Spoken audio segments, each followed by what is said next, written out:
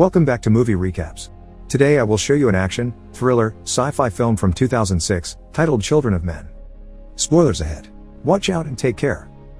The year is 2027. For almost 2 decades, humanity has been incapable of reproducing and it's now on the brink of extinction. This has caused society to collapse. The United Kingdom is one of the few remaining nations with a functioning government, which has caused a wave of refugees to illegally enter the nation. This has brought the army to patrol the streets, catching immigrants for imprisonment or even execution.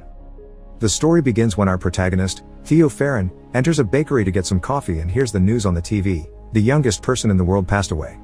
After years of struggling with his celebrity status his age had earned him, he was attacked by a fan for not wanting to give out his autograph. Everyone in the shop seems to be devastated by this tragedy, but Theo doesn't look too bothered. He leaves the bakery and only stops a few feet away to add whiskey to his coffee when suddenly there is an explosion from the shop. There's lots of screaming and alarms going off, but thankfully Theo doesn't get hurt. With an annoying ringing in his ears and still unbothered, Theo goes to work as if nothing had happened. In the office, almost nobody is getting actual work done. They're too busy crying over the loss of the world's youngest person. Theo takes this as an opportunity. He lies to his boss and tells him he's upset over the news too, so he asks permission to finish his work at home before leaving. On his way back, the train he's taken is constantly on the receiving end of stones from rebels and indigents. There also are many cages filled with refugees and guarded by the cops on the station. This still doesn't make Theo even blink. Outside the station, Theo meets with his old friend Jasper Palmer. After a hug, they get in Jasper's car and drive to his place in the countryside while discussing the bakery explosion, considering the idea it may have been the government itself that planted the bomb. They see a bus pass by, taking refugees to a camp in Bexhill. Jasper's place is hidden in the woods, so hidden that they need to stop the car and move some decoy branches away to be able to pass. Jasper makes fun of Theo for his lack of love life and his alcohol problem. He also offers him to come live with him, but Theo turns down the offer. Once they're inside the house, we learn through photos and newspaper clips that Jasper used to be a political cartoonist and his wife Janice was a photojournalist. These days, however, Jasper became a hippie and pot dealer, and Janice is in a catatonic state since she was tortured. There are also our old pictures of Theo with a woman and a little boy. After saying hi to Janice, Theo and Jasper hang out on the couch smoking and discussing various topics. Jasper mentions his main client is an immigration cop at the Bexhill camp, and they argue over the possible existence of the Human Project, a secret scientific organization with hidden facilities where they're trying to find a cure to humanity's infertility. Theo is back at his home the next day, and when he leaves for work, he's kidnapped in the street by a militant group called the Fishes. Face covered, they put him in the van and don't uncover him until they have him in Fishes territory. When Theo opens his eyes again, he is in a protected room, and he sees for the first time in years his ex-wife Julian Taylor, who apologizes for the theatrics, but they had to do this to avoid the police. She's been a wanted woman since their activist days, but Theo has left that life behind. After explaining they weren't the ones who put the bomb in the bakery, Julian takes Theo outside for a walk. The reason why she's made him come is that she needs transfer papers for a refugee girl to get to the coast, and Theo can get them through his cousin. Theo turns down the idea, and when Julian offers monetary compensation, he says he doesn't need her money, an obvious lie. Since he isn't collaborating, Julian makes her people cover his face again and take him out of their place. While on the van, one of the Fishes tells Theo this has never happened and that they'll always be watching him. Another one gives him a paper sign to hang on the tube in case he changes his mind. Then Theo is thrown in the middle of the street with some change for the bus. Sometime later, it seems Theo does end up changing his mind, because he pays his cousin Nigel, who works as a minister, a visit. A fancy car with its own driver picks him up and takes him to the private residence, where the minister keeps and restores classic works of art, like Michelangelo's David, which is missing a chunk of its leg. After hugging, they have lunch together with the minister's son, who ignores them completely while playing on a screen connected directly to his body. After asking his cousin about his wife, Theo asks for the transfer papers by making up a story that they're for his girlfriend to be able to visit her very sick brother in Brighton. Nigel points out it's a huge favor since it's highly controlled, and, after yelling at his son to take his pills, he asks Theo to follow him to the window, where he tells him he'll see what he can do. Theo wonders why Nigel keeps all this art when in 100 years there won't be anyone to look at it. Nigel replies he just doesn't think about it. Hours later, Theo is at a pub and is approached by one of the Fishes, Luke, who saw the sign Theo had been given posted outside. Theo explains he did get the papers, but they're joint, so he is the one who will have to escort the girl, a task he'll accept if he's paid more. Luke accepts because Julian thinks highly of Theo. The next day, Theo is approached by one of the Fishes again while he's betting on the dogs, a woman that shows him the same sign he used the day before. He follows her outside and onto a bus, where Julian is waiting for him. She asks about the papers before reminiscing about the old days, but they end up arguing over the way they handled the passing of their child, Dylan, and eventual separation. When they reach their stop, they hurry out of the bus and Theo takes the chance to ask why he was chosen. Julian says she trusts him. He also asks what will happen to them, and Julian says she doesn't know before pecking his lips. She says he's only come for the money. After crossing a bridge, they walk under it to meet with Luke, who gives Theo his money as soon as he asks for it. While explaining to him that he'll be taken to the first checkpoint in Canterbury and then he'll be on his own with the girl, they get in the car, where Theo is introduced to a woman named Miriam and the young girl he'll be escorting, Key. They drive to Canterbury. Theo sleeps at the beginning of the trip, but when he wakes up later on, he and Julian reminisce about their old days as activists and play a little game with a golf ball. When they're about to reach their destination, they're ambushed by an armed gang. Julian gets shot. They manage to drive away from the gang, but then it's the police that arrive and chase them instead. Luke has no other option but to stop the car. However, when he gets out, he shoots both cops before returning to his place behind the wheel and getting everyone out of there as soon as possible. They stop to say their goodbyes to Julian. The two women cover the body with a shawl and pray, while Theo pretends to be unaffected until he distances himself from them, then he allows himself to cry. It doesn't last long though, because Luke quickly tells them to get back in the car so they can leave before they're caught again. It's nightfall when they reach a Fish's safe house, where the entire group is meeting to vote for their new leader.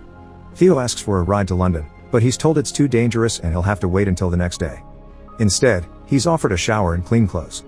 After washing up, he chit-chats with one of the Fishes before Miriam comes looking for him to take him to Key.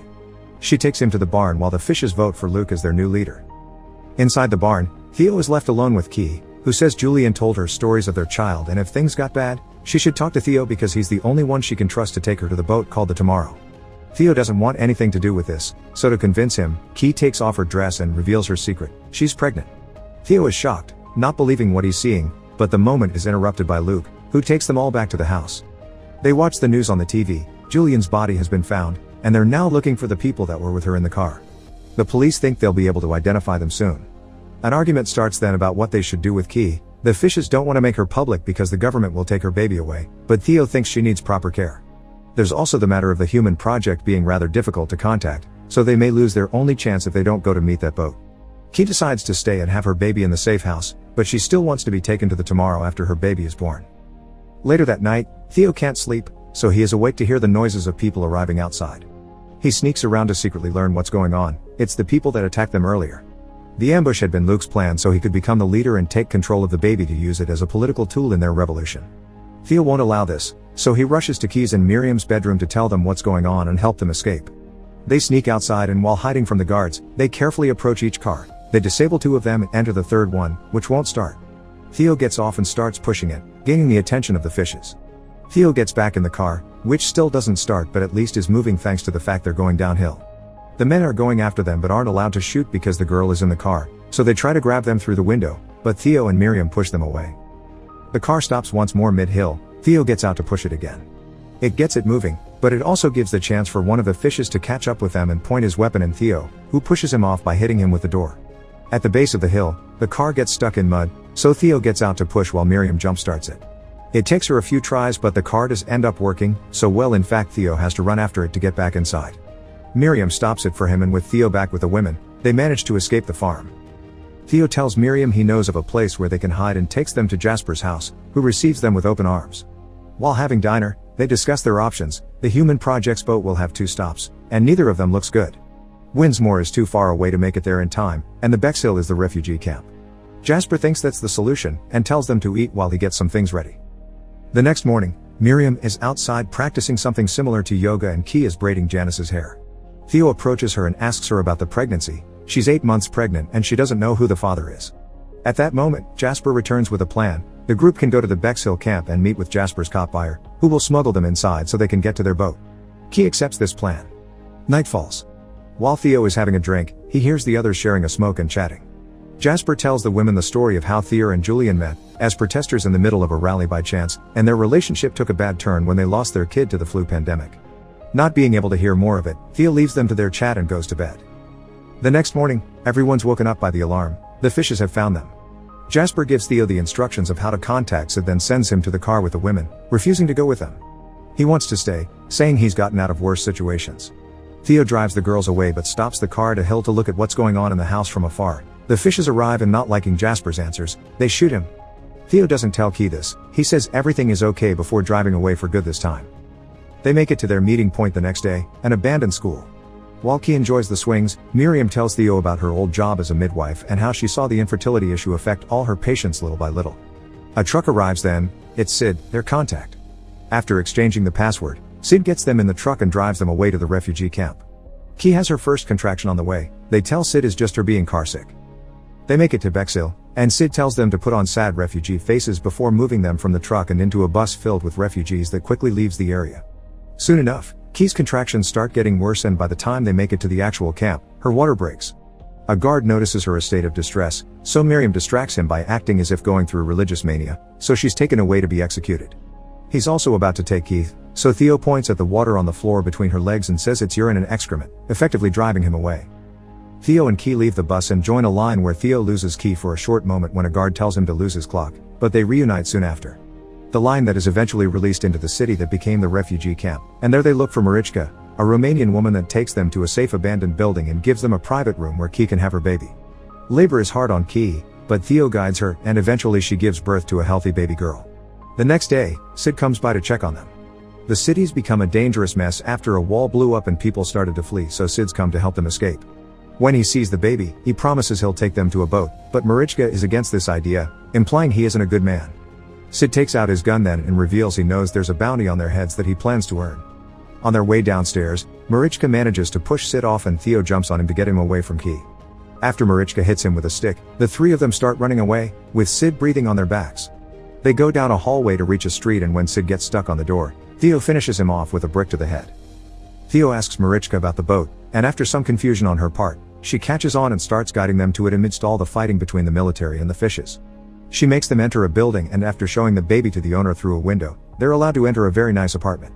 There they eat, rest and get better shoes for Theo while two elderly women play with the baby.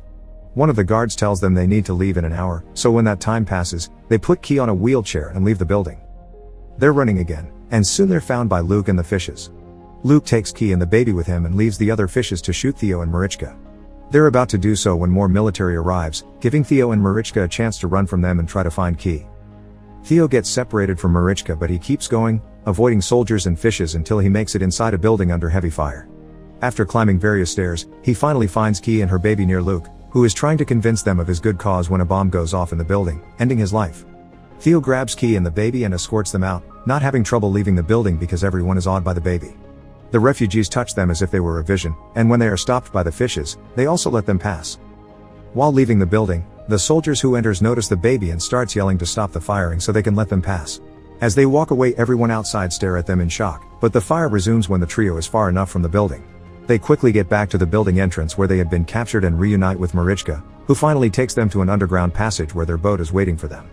After refusing to join them, Marichka pushes the boat and sends them to the sea. Theo rows until they make it to the buoy that will serve as their rendezvous point. While waiting, Key notices blood on the boat and Theo tells him it's his. He's been shot, but he's fine. When the baby starts crying, Theo teaches her to burp her, and Key decides then that she will call her daughter Dylan, after Theo's child. It is then that Theo loses consciousness and perhaps even passes away exactly as the Tomorrow arrives to take Key and Dylan to safety. Make sure to subscribe and turn on notifications so you can watch more videos like this. Thanks for watching.